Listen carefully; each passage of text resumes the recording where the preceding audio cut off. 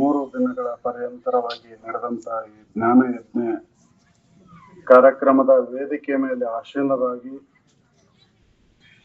ತಮ್ಮ ಅಧ್ಯಕ್ಷ ಭಾಷಣವನ್ನು ಹೇಳಿದಂತ ತೇಗೂರು ಗುರುಗಳಲ್ಲಿಯೂ ಹಾಗೂ ತಮ್ಮ ಅನುಭವವನ್ನು ಹೇಳಿದಂತ ಎಲ್ಲ ಪೂಜ್ಯರಲ್ಲಿಯೂ ನನ್ನ ವಂದನೆಗಳನ್ನು ಸಲ್ಲಿಸುತ್ತಾ ತಮ್ಮೆಲ್ಲರಲ್ಲಿಯೂ ನನ್ನ ವಂದನೆಗಳನ್ನು ಹೇಳುತ್ತಾ ಸುಖ ಸ್ವರೂಪರೇ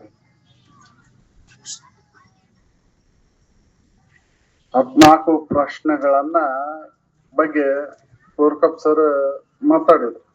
ಅದ್ರಾಗ ಇನ್ನೂ 4 ಪ್ರಶ್ನೆ ಉಳಿದು 3-4 ಅಂತ ಉಳಿದು ಅಂತ ಹೇಳಿದ್ರು. ಒಂದ ಪ್ರಶ್ನೆಗೆ ಈ ಜನ್ಮ ಸಾಕಾಗುದಿಲ್ಲ ಅಂತ, ಒಂದ್ ಪ್ರಶ್ನೆನೂ ತಿಳ್ಕೊಳ್ಳಿಕ್ಕೆ ಈ ಜನ್ಮ ಸಾಕಾಗುದಿಲ್ಲ. ಸಾಮಾನ್ಯವಾಗಿ ನಾವು ಮಾತಾಡ್ತೇವೆ, ನಾನು ಯಾರು ಅಂತ ಮಾತಾಡ್ತೇವೆ. ನಾನು ಯಾರು ಅಂದ್ರೆ ಈ ಶರೀರದ ಗುಣಲಕ್ಷಣಗಳ, ಇದು ಎಲ್ಲಿ ಹುಟ್ಟೈತಿ ಎಲ್ಲಿ ಬೆಳೆದೈತಿ ಇದನ್ನ ನಾವು ಮಾತಾಡ್ತೇವೆ. ಇನ್ನು ಒಂದು ಮುಂದುವರೆದ ಮಹಾತ್ಮರ ಬಾಯಲ್ಲಿದ್ದ ಕೇಳಿದಂತ ವಿಚಾರಗಳನ್ನ ನಾ ಪ್ರತ್ಯೇಗಾತ್ಮನದೇನಿ, ನಾ ಸಾಕ್ಷಿ ಅದೇನಿ, ನಾ ನಿತ್ಯ ಸತ್ಯ ವಸ್ತು ಅದೇನಿ ಅಂತ ಹೇಳ್ಬೋದು. ಇದು ಪರೋಕ್ಷ ಜ್ಞಾನ. ಅಪ್ರೋಕ್ಷ ಆಗೈತೇನು ಅಂತ ವಿಚಾರ ಮಾಡಿ ನೋಡಿದ್ರೆ, ನಾನ್ ಯಾರು ಅನ್ನೋದನ್ನ ಇದು ಅನುಭವಕ್ಕೆ ನಿಲಿಕೈತೇನು ಅಂತ ವಿಚಾರ ಮಾಡಿ ನೋಡಿದ್ರೆ, ಈ ನಾನ್ ಯಾರು ಅನ್ನೋದು ಅನುಭವಕ್ಕೆ ನಿಲುಕ್ತೆ ಅಂದ್ರೆ ಮುಂದಿನ ಪ್ರಶ್ನೆ ಹೇಳುದಿಲ್ಲ ಅಂತ. ಜಗತ್ತಂದ್ರೆ ಏನು, ನಾನು ಎಲ್ಲಿದ್ದ ಬಂದೆ, ಹೆಂಗದೇನಿ, ಏನು ಅನ್ನೋದು ಏನು ಉಳಿದಿಲ್ಲ. ಅದು ತಿಳಿಲಾರ್ದಕ್ಕೆ, ನಾನು ತಿಳಿಲಾರ್ದಕ್ಕೆ ಇವು ಮುಂದಿನ ಪ್ರಶ್ನೆಗಳು ಉದಯ ಆಗ್ಯಾವ. ಜಗತ್ತಂದ್ರೇನು, ನಾನು ಎಲ್ಲಿದ್ದ ಬಂದೆ, ನಾ ಈ ಕರ್ಮಗಳು ಯಾರಿಗೆ ಸಂಬಂಧ ಅದಾವು, ಕರ್ಮಗಳಿಂದ ಏನ್ ಆಕೇತಿ ಅನ್ನೋದು ಮುಂದಿನ ಪ್ರಶ್ನೆಗಳು ಉದಯಕ್ಕವು. ಅದಕ್ಕೆ ಅವರು ಈ ಮನುಜ ಕುಲದ ಜನನದ ಲಾಭ ನಿನಗ ಆಗ್ಬೇಕಂದ್ರೆ, ಈ ಪ್ರಶ್ನೆಗಳ ಸಂಕುಲೆಯಿಂದ ನೀ ಪಾರ ಆಗ್ಬೇಕಂದ್ರೆ ನಿನ್ನನ್ನ ನೀ ತಿಳಿ, ನಿನ್ನ ನಿಜವಿದನೆ ತಿಳಿ ಬೇರೆನ್ನದಲೇ ಮನುಜ ಅಂತ ಹೇಳಿದ್ದವು. ಬೇರೆ ವಿಚಾರ ಮಾಡಕ್ ಹೋಗ್ಬೇಡ, ಜಗತ್ತಿನ ಗೊಡವೆ ಬೇಡ ನಿನಗೆ, ಏನು ವಿಚಾರ ಮಾಡಕ್ ಹೋಗ್ಬೇಡ, ಅದನ್ನ ನೋಡಾಕ ಹೋಗ್ಬೇಡ. ನೀ ಜಗತ್ತಂದ್ರೆ ಏನು ಅಂತ ವಿಚಾರ ಮಾಡಕ್ ಹೋಗ್ಬೇಡ. ನೀನ್ ಯಾರು ಅನ್ನೋದೊಂದ ವಿಚಾರ ಮಾಡಿಲ್ಲ, ನಿನ್ನ ನಿಜವಿದನೆ ತಿಳಿ ಅಂತ ಹೇಳಿದ್ದವು. ಅದನ್ನು ತಿಳಿಯಾಕ ನಮಗ ಅನೇಕ ಜನ್ಮಗಳು ಹೋಗ್ಬೋದು ಅಂತ ಹೇಳಿದ್ದವು. ಒಂದ ಜನ್ಮಕ್ಕೆ ಆಗುದಿಲ್ಲ ಇದು. ಯಾಕ ನಮ್ಮ ಅಂತಃಕರಣ ದೋಷಗಳ ಮಲಿನದವು. ಆ ಅಂತಃಕರಣ ದೋಷಗಳನ್ನ ಕಳ್ಕೊಂಡಾಗ ಇದನ್ನ ವಿಚಾರ ಮಾಡ್ಲಿಕ್ಕೆ ಬರ್ತೈತಿ. ಹಂಗ ವಿಚಾರ ಮಾಡ್ಲಿಕ್ಕೆ ಬರುದಿಲ್ಲ.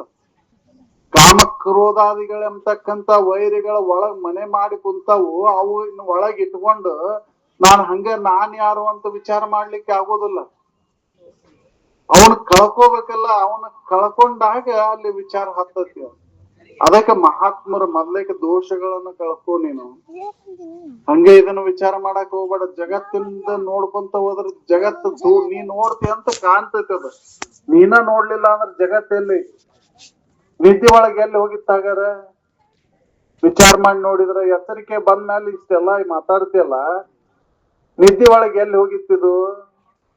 ಯಾರ ಅಪ್ಪನೇನ ಪಡೆದಲ್ಲಿ ಅಡಗಿತು? ಯಾರ ಅಪ್ಪನೇನ ಪಡೆದು ಇಲ್ಲಿ ಜಗತ್ತ ತೋರಾಕತ್ತು? ಇದನ್ನ ವಿಚಾರ ಮಾಡಿ ನೀನು.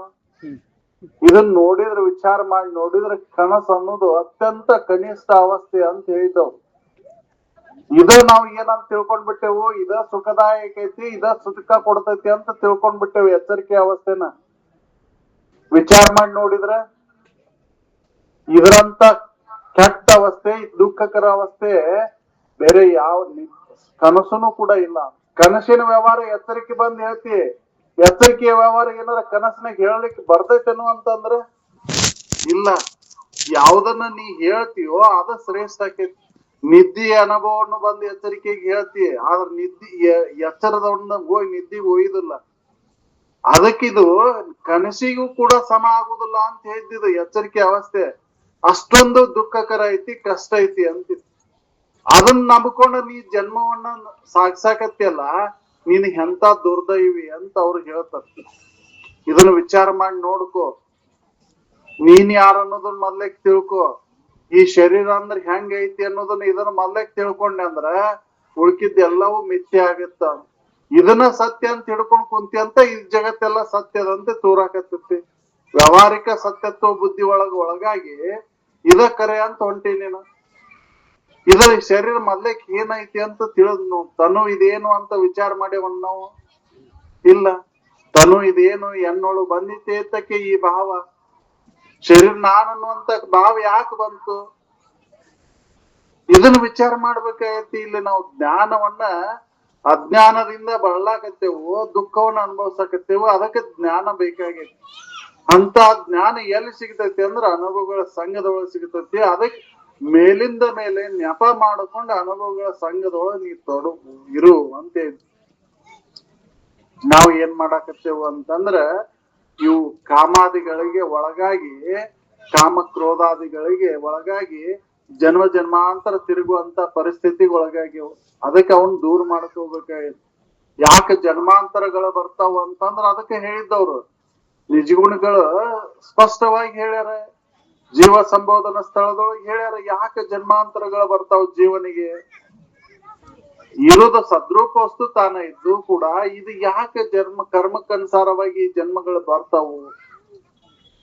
ಈ ಬಂಗಾರ ಒಂದ ಐತಿ, ಆ ಒಂದ ಬಂಗಾರನ ಆಭರಣ ಒಮ್ಮೆ ಕೊಳ್ಳಂದಕ್ಕತಿ, ಒಮ್ಮೆ ಕೈಯಂದ ಮಾಡಿಸ್ಕೊಂತೀರಿ, ಇನ್ನೊಂದ್ ಏನೋ ಮಾಡಿಸ್ಕೊಂತೀರಿ.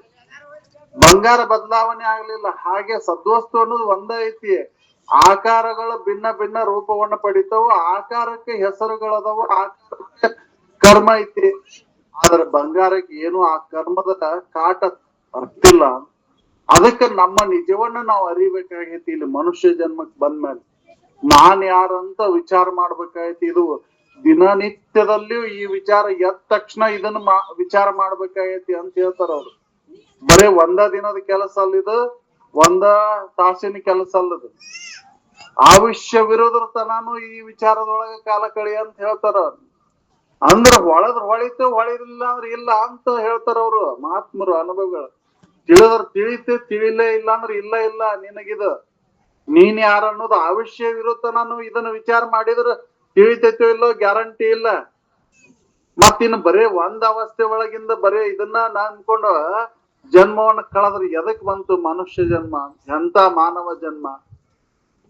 ಹೌದಲ್, ಯಾದಕ್ಕಾಗಿ ಇದನ್ನ ಕಳ್ಯಾಕತ್ತೇವು ಅಂತ ವಿಚಾರ ಮಾಡ್ಬೇಕಾಗೈತಿ ನಾವು. ಬರ್ಲಾರ್ದನ್ನ ಬರ್ತೈತಿ ಅಂತ ಬೆನ್ ಹತ್ತೇವ್ ನಾವು, ಸುಖ ಕೊಡ್ಲಾರ್ದನ್ನ ಸುಖ ಕೊಡ್ತೈತಿ ಅಂತ ಬೆನ್ ಹತ್ತೇವ್. ಅದಕ್ ಮಹಾತ್ಮರು ಇದನ್ನ ಹೇಳ್ತಾರ, ಸುಳ್ಳೈತಿಪಾ ಅದನ್ನೆಲ್ಲಾ ವಿಚಾರ ಮಾಡಾಕ್ ಹೋಗ್ಬೇಡ. ದೇವ್ರು ದಿಂಡ್ರು ಅಂತ ಅದನ್ನ ಯಾಕೆ ವಿಚಾರ ನೀನಿ ಹದಿಯೋ ಇಲ್ಲೋ, ನೀನ್ ಸತ್ಯೋ ಅಸತ್ಯೋ ಅನ್ನೋದನ್ನ ಇದನ್ನ ವಿಚಾರ ಮಾಡ.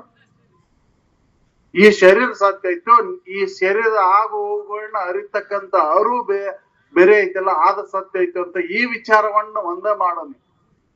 ಅರು ನೀನೆಂದು ವಿಚಾರ ಮಾಡು.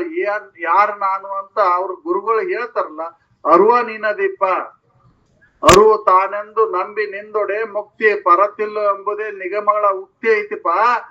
ಅರುವನ ನೀನದಿ ಅಂತ ಎಲ್ಲಾ ನಿಗಮಗಳು ಎಲ್ಲಾ ಎಚ್ಚರಿಸ್ತಾವು. ಅದ ನೀನದಿ ಅಂತ ತಿಳ್ಕೊ. ಸುಮ್ನೆ ಶರೀರ ನಾನು ಇದರಿಂದ ನಾ ಸುಖ ಹೊಂತೇನೆ ಅಂತ ಬೆನ್ ಹತ್ತಿ ದುಃಖವನ್ನ ಯಾಕೆ ಅನುಭವಿಸ್ತಿ ಅಂತ ಹೇಳ್ತಾರ. ಬರೀ ಈ ಎಚ್ಚರಿಕೆ ಅವಸ್ಥೆ ಒಳಗೆ ತೋರಿದಂತ ವಿಷಾದಿಗಳ ಸುಖ ಕೊಡ್ತಾವ ಅಂತ ಬೆನ್ ಹತ್ತೇವ್ ನಾವು. ಇದನ್ನ ವಿಚಾರ ಮಾಡ್ಬೇಕಾಗೈತಿ. ಅವ್ ಹೆಂಗಿದಾವ್, ಸುಖ ರೂಪದಾವು ಏನ ದುಃಖ ಕೊಡ್ತಾವ ಅಂತ. ಒಂದ್ ಕ್ಷಣ ಮಾತ್ರ ಸುಖವನ್ನು ಕೊಟ್ಟು ಮತ್ತೊಂದು ಕ್ಷಣಕ್ಕೆ ಸುಖ ಇಲ್ಲಲ್ಲಿ. ಅಂತದನ್ನ ಬೆನ್ ಹತ್ತಿ ನಾವು ಸುಖ ಕೊಡ್ತಾವ ಅಂತ ಬೆನ್ ಹತ್ತಿ ತಿರ್ಗಾಕತ್ತೇವಲ್ಲ.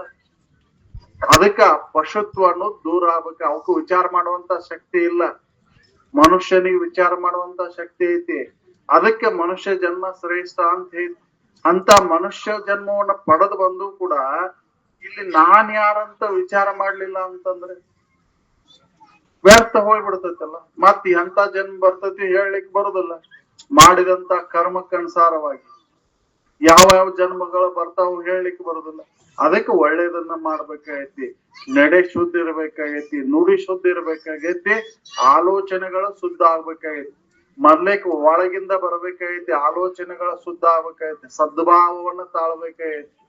ಆಲೋಚನೆಗಳ ಶುದ್ಧ ಆದಾಗ, ವಿಚಾರಗಳ ಶುದ್ಧ ಆದಾಗ ವಾಣಿಗಳು ಶುದ್ಧ ಅಕ್ಕವು, ನಡೆಗನು ಶುದ್ಧ ಅಕ್ಕವು. ಮೊದ್ಲೇಕ ದೋಷ ಇರೋದು ಎಲ್ಲೈತಿ, ಒಳಗೈತಿ. ಯಾವ ಶರೀರವನ್ನ ತೊಳೆದ್ರೂ ಕೂಡ ಅದು ಒಳಗಿನ ದೋಷಗಳು ಹೋಗುದಿಲ್ಲ.